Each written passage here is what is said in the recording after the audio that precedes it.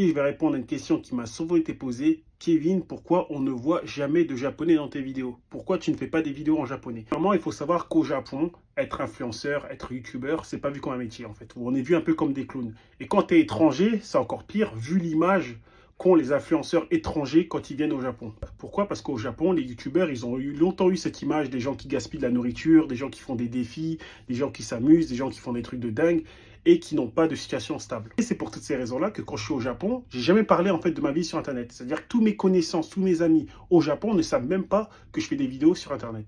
Deuxièmement, j'ai pas envie d'être une star. La célébrité ne m'intéresse pas. Si je suis sur Internet, si je fais des vidéos, c'est parce que je vis au Japon et je suis loin de la France, de mon public. Par contre, si je faisais des vidéos en japonais, j'interviewerais des japonais, là, mon public deviendrait japonais. Ça fait que quand je sortirais dans la rue, peut-être que des gens me reconnaîtraient. Et ça, c'est vraiment ce que je déteste. Et là, vous allez me dire, mais Kevin, c'est rien de se faire reconnaître dans la rue. Regarde comment font les autres. Oui, quand c'est des gens bienveillants. Sauf que moi, je sais pas pourquoi.